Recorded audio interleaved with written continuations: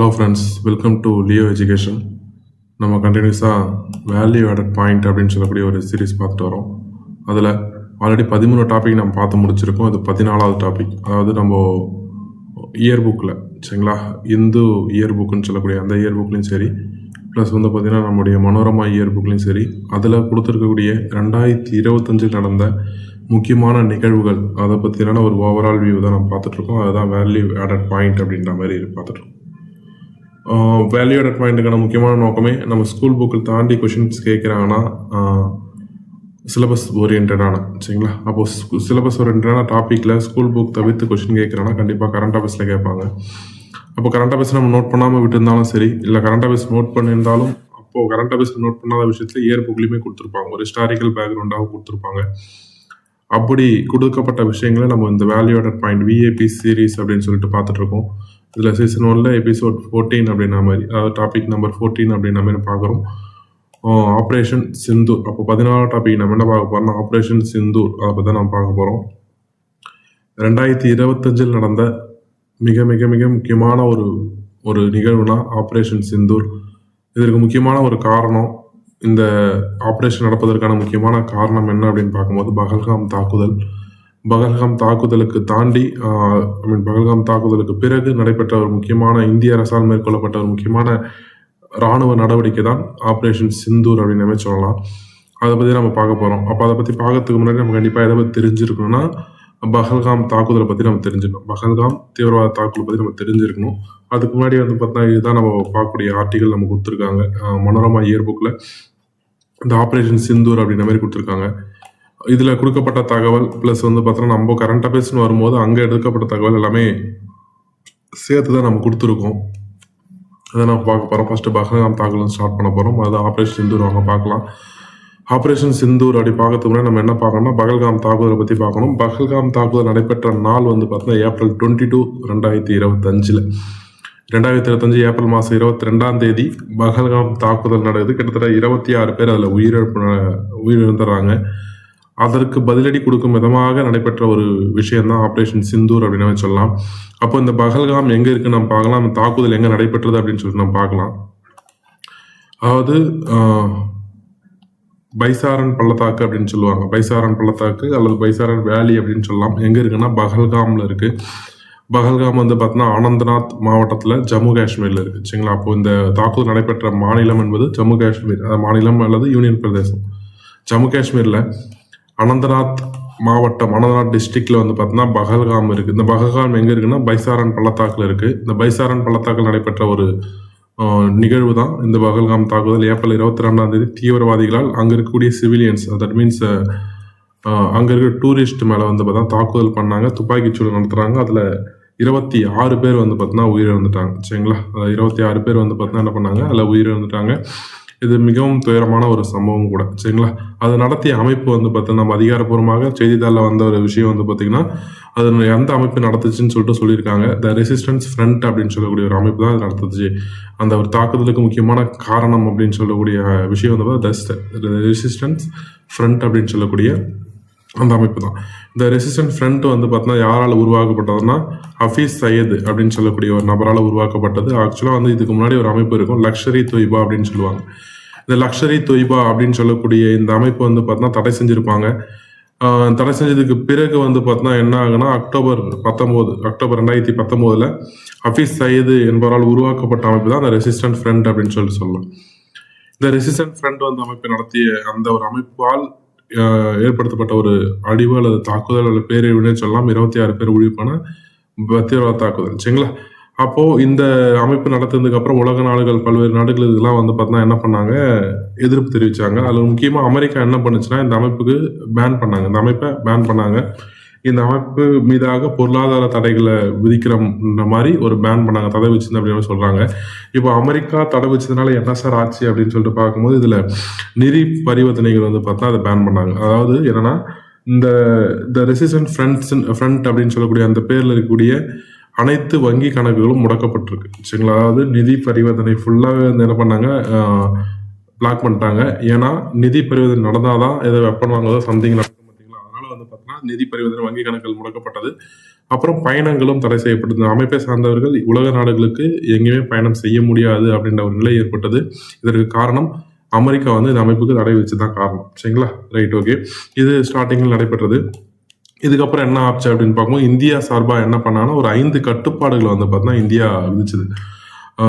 எப்படின்னா பாகிஸ்தான் நாட்டவர் மீது, பாகிஸ்தான் சிவிலியன்ஸ் மீது அப்படின்னு சொல்லலாம். தட் மீன்ஸ் இங்கே இருக்கக்கூடிய பாகிஸ்தானியர்களை உங்கள் நாட்டுக்கு போங்கன்னு சொன்னதை தாண்டி சிந்து நதிநீர் ஒப்பந்தத்தை நிறுத்தி வச்சாங்க, தூதரக அதிகாரிகளை குறைச்சாங்க, இந்த பல்வேறு விதிமுறைகள் வந்து பார்த்தோன்னா அங்கே ரெஸ்ட்ரிக்ஷன் அதிகப்படுத்தினாங்க. சரிங்களா, இந்த ஒரு விஷயம் வந்து பண்ணாங்க. இதுக்கு பஹல்காம் தாக்குதலுக்கு பதிலடி கொடுக்கும் விதமாக ஃபர்ஸ்ட் தான் நம்ம 5 கட்டுப்பாடுகள் ஸ்டார்டிங்லேயே வந்து பார்த்தா 22ஆம் நடைபெற்றது. 23ஆம் வந்து பார்த்தா சொல்லிட்டாங்க. அப்போது அந்த 5 கட்டுப்பாடுகள் என்னன்னு சொல்லிட்டு நம்ம பார்க்கலாம். ஃபர்ஸ்ட் வந்து பார்த்தோம்னா சிந்து நதிநீர் ஒப்பந்தத்தை நிறுத்தி வச்சாங்க. சரிங்களா, ஃபர்ஸ்ட் விஷயம் அந்த 5 கட்டுப்பாடுல ஃபர்ஸ்ட் கட்டுப்பாடு என்ன, சிந்து வாட்டர் ட்ரீட்டி அப்படின்னு சொல்லக்கூடிய அந்த சிந்து வாட்டர் ஒப்பந்தத்தை நிறுத்தி வச்சாங்க. இந்த சிந்து வாட்டர் ட்ரீட்டி வந்து பார்த்தா நம்ம நெக்ஸ்ட் வீடியோவில் நம்ம ஒன்று டீட்டெயிலாக பார்க்கலாம்.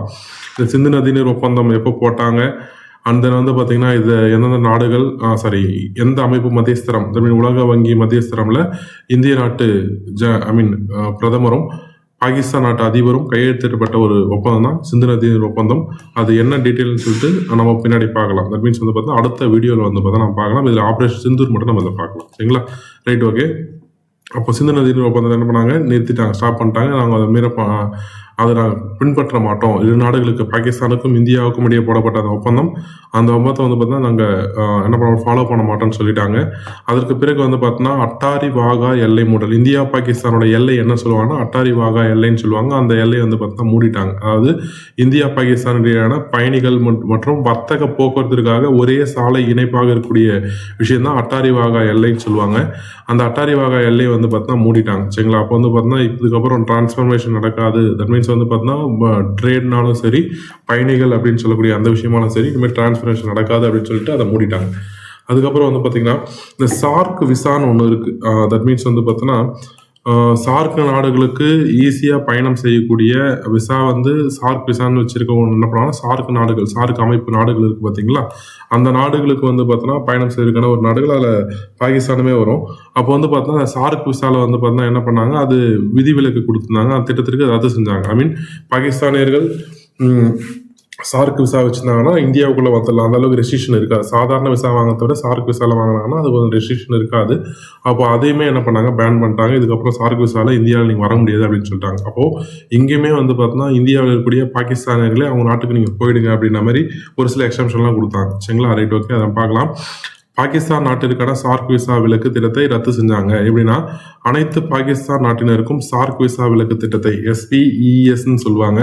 அந்த திட்டத்தை வந்து பார்த்தா இந்தியா நிறுத்தி வச்சது. அதாவது இதுக்கு முன்னே பத்திரிகையாளர்கள், வணிக தலைவர்கள் மற்றும் அரசு அதிகாரிகள் போன்ற தேர்ந்தெடுக்கப்பட்ட பிரிவுகளை விசா இல்லாமல் என்ன பண்ணாங்க, சார்க் நாடுகளும் பயணிக்க அனுமதி, இதுதான் சார்க் விசான்னு சொல்லுவாங்க. அப்போ முக்கியமான ஒரு நபர்களை மட்டும் சார்க் விசா கொடுத்தாங்க. அதையுமே நீங்களுமே வர வேணாம் அப்படின்ற மாதிரி சொல்லிட்டாங்க. சரிங்களா, அப்போ பாகிஸ்தான குடிமக்களுக்கு முன்னர் வழங்கப்பட்ட அனைத்து சார்க் விசாக்களும் ரத்து செய்யப்பட்டது. இதுக்கு முன்னாடி வந்து பார்த்தீங்கன்னா என்ன கொடுத்துச்சாலும் மொத்தத்தையும் ரத்து பண்ணிட்டாங்க அப்படின்னு சொல்றாங்க. இது 3வது கட்டுப்பாடுல இருக்கு. 4வது என்ன பண்ணாங்கன்னா பாகிஸ்தான் ராணுவ ஆலோசகர்களை வெளியேற்றினாங்க. இப்போ இந்தியாவில் இருக்கக்கூடிய பாகிஸ்தான் ஆலோசகர் இருக்காங்க, ராணுவ ஆலோசகர்கள் தூதரகத்தில் இருப்பாங்க.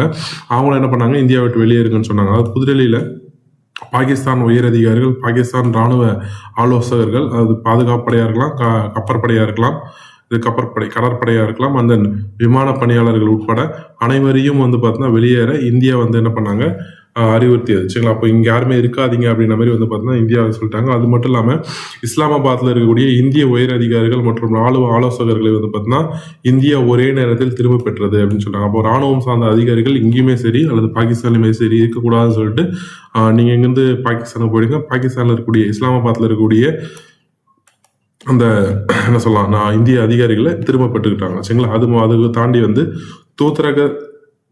தூதரகத்தில் உள்ள அதிகாரிகள் வந்து பார்த்தீங்கன்னா பாகிஸ்தானில் ராஜதந்திர இருப்பை குறைத்தல். அப்போ பாகிஸ்தானில் இருக்கக்கூடிய அந்த தூதரக அதிகாரிகள் வந்து எண்ணிக்கை வந்து பார்த்தீங்கன்னா குறைச்சாங்க. அதாவது May 1, 2025 இஸ்லாமாபாத்தில் இந்தியர்களுடைய எண்ணிக்கையை குறைப்பதாகவும் மொத்த ராஜதந்திர ஊழியர்கள் எண்ணிக்கை வந்து பார்த்தீங்கன்னா 55 to 30 குறைப்பதாகவும் இந்தியா அறிவிச்சது. அதாவது என்ன சொல்ல வராங்கன்னா இந்திய தூதரகம் அப்படின்னு சொல்லக்கூடிய விஷயம் இஸ்லாமாபாத்தில் இருக்குது. அந்த இஸ்லாமாபாத்தில் வந்து பார்த்திங்கன்னா May 1, 2025 இது ஏப்ரல் நடக்குது இல்லைங்களா.